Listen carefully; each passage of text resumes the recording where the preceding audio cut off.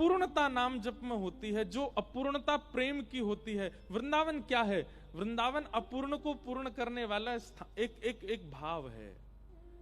किसी के चित्त में प्रेम की अपूर्णता है तो वृंदावन पूर्ण कर देगा।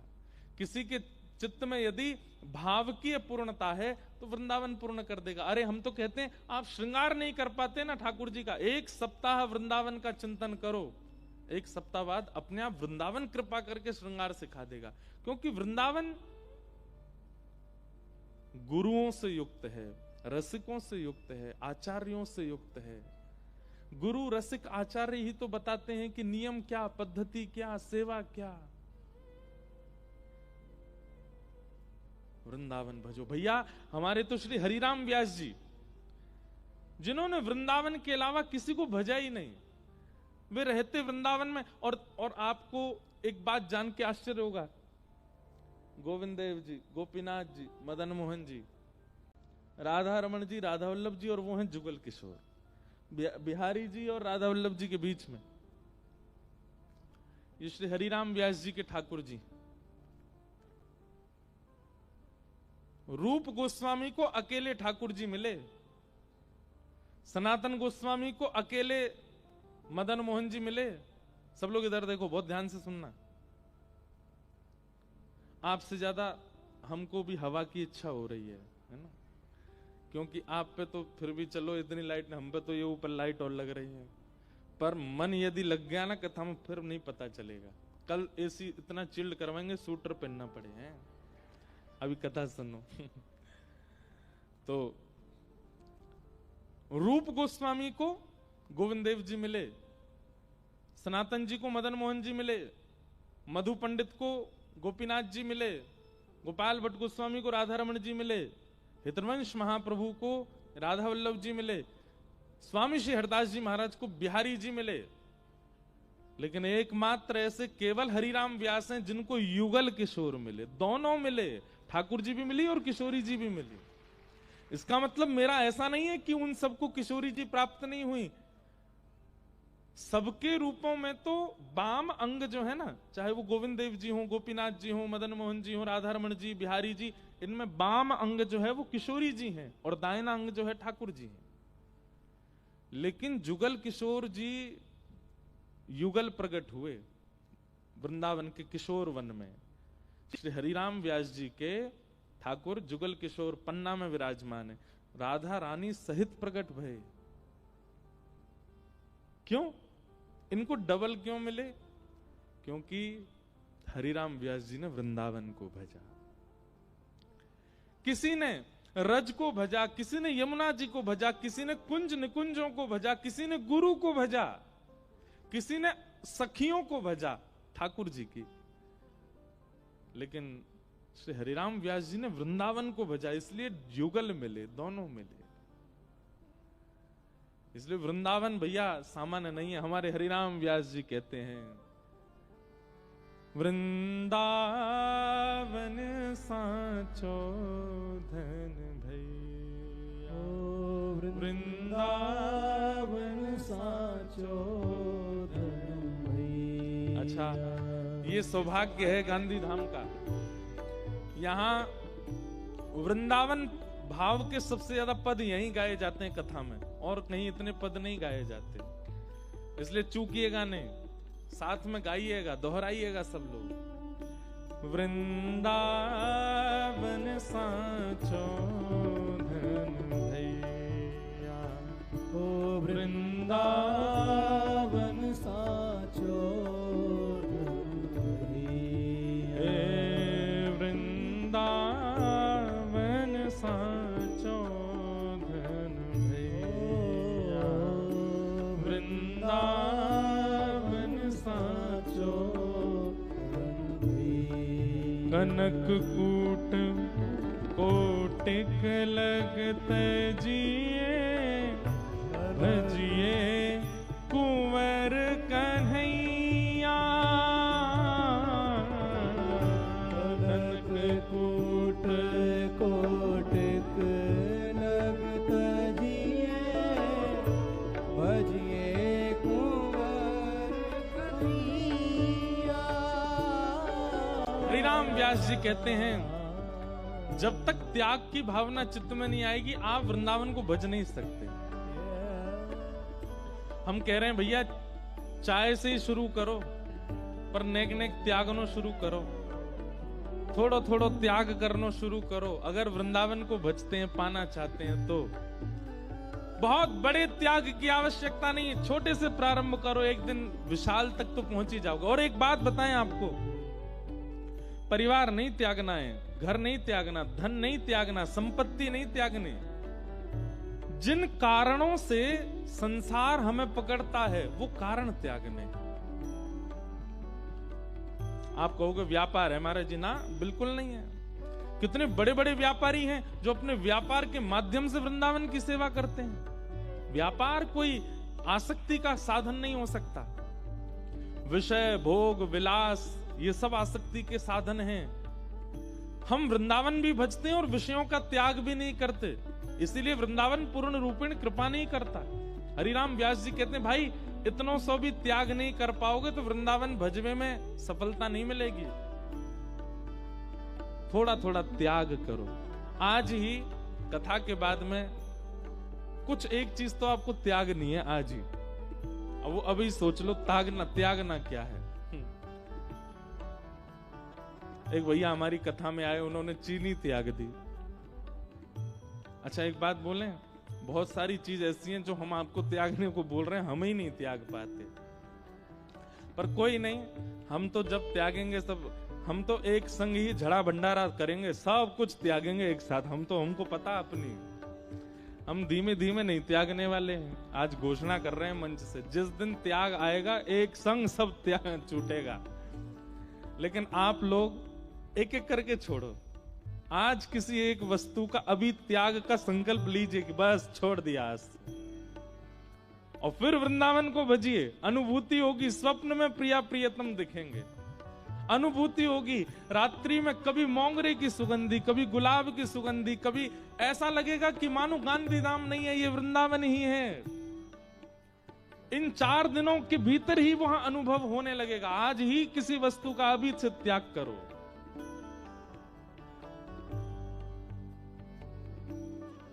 वैसे एक बात कहें, संपत्ति त्यागना बहुत बड़ी बात नहीं, परिवार त्यागना बहुत बड़ी बात नहीं।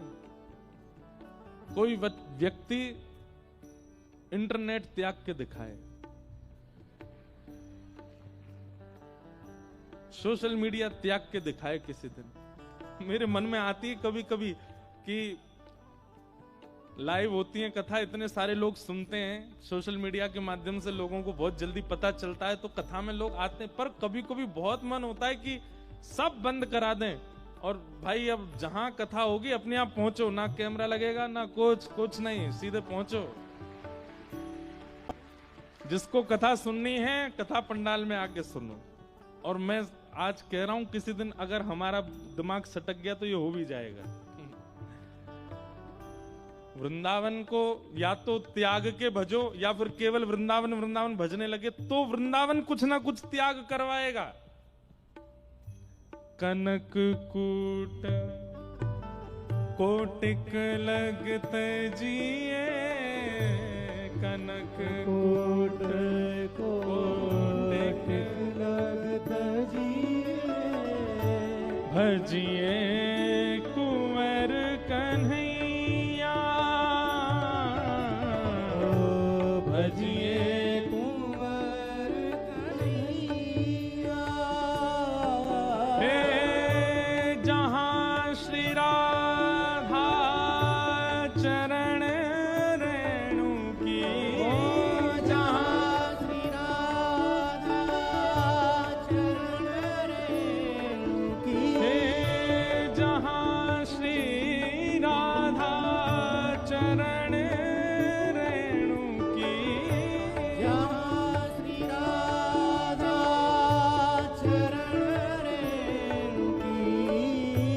कमला ले तू भलैया, धन वृंदावन है भैया,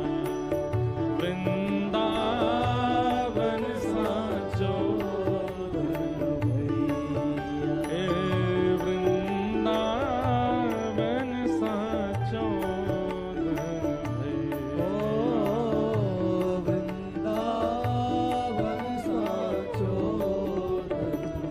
ऐसे हमारे हरिराम व्यास जी को युगल प्राप्त हुए।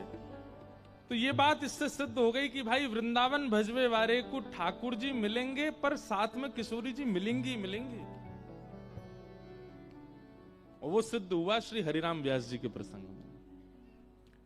तो इसलिए हम निवेदन कर रहे हैं कि वृंदावन भजना शुरू कीजिए। और वृंदावन भजने का केवल एक नियम है कि किसी एक का त्याग करके प्रारंभ कीजिए। किसी एक छोटी वस्तु का, कोई बहुत बड़ा त्याग मत कीजिए, छोटा सा कुछ त्याग दो। आज आपके अंदर कोई व्यसन है, आपके अंदर कोई, जैसे क्या त्यागना चाहिए सुनो। कोई आपका अवगुण आपके मुंह पर बोल देता है तो आप सुन नहीं पाते। आपको आके कोई बोल दे कि भाई सुनो तुम ना ये काम ठीक नहीं करते, तो आपको क्रोध आने लगता है। तो आज त्याग कर दो। कथा में बैठ के अगर त्याग करेंगे ना तो हो जाएगा।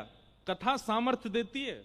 इसलिए कथा को केवल पंडाल या हॉल समझ करके, कोई मनोरंजन समझ के मत माना कीजिए। बहुत बड़ी योग्यता होती है। कथा स्थान सामर्थ्य प्रदान करता है। यहां बैठ के किया गया संकल्प बाहर जाकर के फल देगा। आप यहां के बाद सोचेंगे कि यहां के बाद में कुछ विचार करूं, नहीं होगा कार्य। यहीं अभी संकल्प लीजिए कि आज से मुझे कोई कुछ भी कहे मैं क्रोध नहीं करूंगा। आप देख लेना, शाम कोई कुछ कहेगा आपको क्रोध नहीं आएगा। इतने विश्वास से मैं कह रहा हूं मंच से, तो थोड़ा तो मानिएगा मेरी बात को। वो फिर तो आप कोई बहुत ऊंचे लेवल वाले ही होंगे कि फिर कथा में लेके संकल्प भी फिर भी नहीं हो वो काम। चट्ट भी मेरी पट्ट भी मेरी। हमारे ब्रज में कहते हैं चट्ट भी मेरी पट्ट भी मेरी। अगर यहां जो संकल्प लिया गया त्याग हो गया तो चट्ट मेरी, मैंने कहा था कथा में लोगे तो हो जाएगा, और नहीं हो तो भी दोष आपका है। कुछ त्यागिए, विशेष रूप से तो अपने विषयों का त्याग, विकारों का त्याग। हम सब जानते हैं कि हमारे अंदर गलत क्या है, उसका त्याग, और उसका संकल्प कथा में लीजिए और फिर वृंदावन भजिए। वृंदावन अपना चमत्कार दिखाएगा, वृंदावन अपनी अनुभूति कराएगा। हरिराम व्यास जी कह रहे हैं जिनको युगल प्राप्त हुए। तो वृंदावन क्या है? पूर्णता करता है। किसी भी भाव में जहां पर अपूर्णता का अनुभव है, आप ज्ञान के पक्ष में ले लीजिए। आप यदि अपने गुरु के सामने बैठ करके अध्ययन करते हैं और गुरु के द्वारा बताई गई बातें उतनी देर समझ में तो आती हैं, पर वो लागू नहीं कर पाते जीवन में, वृंदावन को भजना शुरू करो। गुरु आज्ञा पालन में पूर्णता करेगा वृंदावन। आप ठाकुर जी की सेवा तो करते हैं, पर आपको कहीं ना कहीं लगता है कि मुझसे कोई अपराध बनता है, कोई चूक बनती है, मैं शायद अभी भोग अच्छे से पधरा नहीं पाता, श्रृंगार कर नहीं पाता। वृंदावन को भजना शुरू करो, कुछ दिन में श्रृंगार सेवा अच्छी हो जाएगी। कथा में आके नींद आने लगती है, कथा में आकर के मन इधर उधर भागने लगता है। कहीं भी कथा हो, सत्संग हो, बस ये कथा प्रारंभ होते ही निद्रा आ जाती है, ये अपूर्णता है। वृंदावन का नाम जब प्रारंभ कीजिए, जाएगी निद्रा। हम स्पष्ट कहते हैं भगवत संबंधी किसी भी कार्य में अपूर्णता का अनुभव आपको हो रहा है तो वृंदावन को भजिए, क्योंकि श्रीमद् भागवत में केवल वृंदावन के लिए कहा गया, वृंदावनम संप्रविश्य सर्वकाल सुखावहम। ठाकुर जी को सर्व सुख देने की सामर्थ्य यदि किसी में है तो श्री वृंदावन में है। बहुत प्रसन्न होते हैं ठाकुर जी वृंदावन से। कहीं ना कहीं आपके भजन में, आपके साधन में, आपके कथा श्रवण में, आपके नाम जप में जो रुकावट है वो ठाकुर जी की अप्रसन्नता है, ऐसा मानते हैं, या गुरु की अप्रसन्नता है, या किसी वैष्णव का अपराध है। बहुत ध्यान से सुनिएगा। किसी वैष्णव का अपराध लगता है तो भजन साधन में कटौती होती है। ठाकुर जी आपसे किसी बात पर अप्रसन्न होते हैं तो भजन साधन में कटौती होती है, और उनको प्रसन्न करने के लिए उनकी प्रिय वस्तु परोसी जाती है। श्रीमद् भागवत कह रही है, वृंदावनम संप्रविश्य सर्वकाल सुखावहम। ठाकुर जी वृंदावन प्रवेश करते ही सब हर परिस्थिति से प्रसन्न होने लगे। इसका मतलब ठाकुर जी को प्रसन्न करना है तो वृंदावन कहो, वृंदावन भजो, वृंदावन रटो। आपके किसी भी भाव में जो अपूर्णता है वो पूर्णता वृंदावन करेगा। ऐसा श्री वृंदावन धाम। नाम, रूप, लीला और धाम, ये चार बातें, इन पर हम चर्चा आज करते हैं। कल की जानकारी सुनो। कथा का समय 4 बजे से है। 7 बजे कथा विश्राम होगी और कल फिर 7 बजे कथा विश्राम करके हम व्यास मंच को प्रणाम करके आप लोगों के पास ही बीच में आके बैठ जाएंगे। और उसके बाद फिर, अरे सुन तो लो पूरी बात, बीच में बैठ जाएंगे और आगे नहीं बैठेंगे, पीछे बैठेंगे बस हमारी बगलबंदी खींच मत ले जाना। और फिर यहाँ वृंदावन रसामृत जो पद है उसका पहली बार जो वीडियो होगा हम भी आप लोगों के साथ यहीं देखेंगे। फिर यहाँ उसका दर्शन करेंगे। पूरे सप्तनिधि का जो पद कल लॉन्च होगा वो यहीं होगा पहला, क्योंकि गांधी धाम में लिखा गया तो उसका प्रथम दर्शन भी यहीं होगा। आप सब लोग, हम उसके साक्षी बनेंगे प्रथम दर्शन के।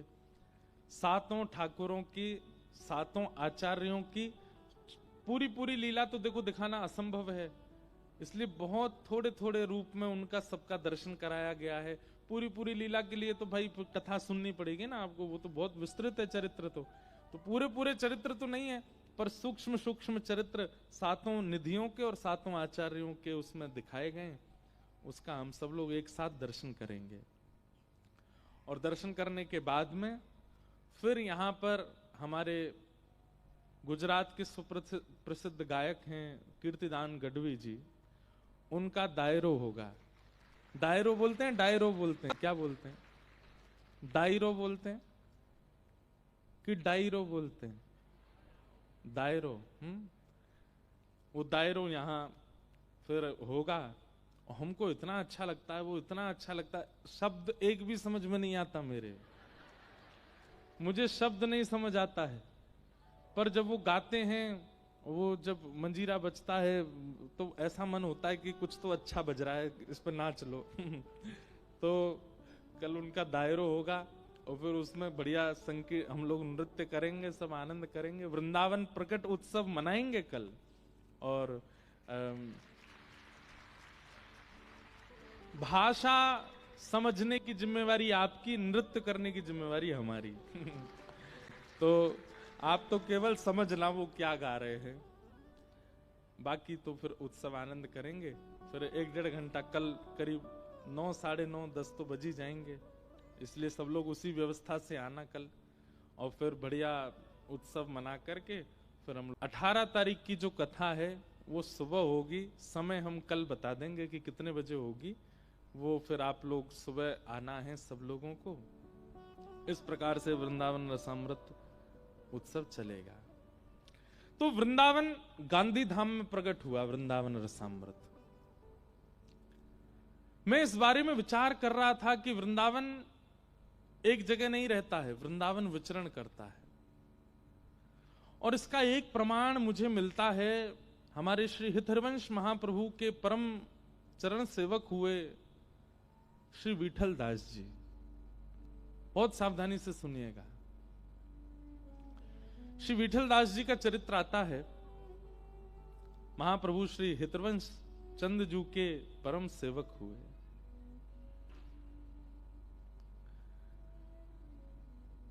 हमारे हितहरिवंश महाप्रभु जब वृंदावन पधारे और श्री राधा वल्लभ लाल जी को विराजमान किया, सब लोग इधर देखो, ध्यान से सुनो कथा।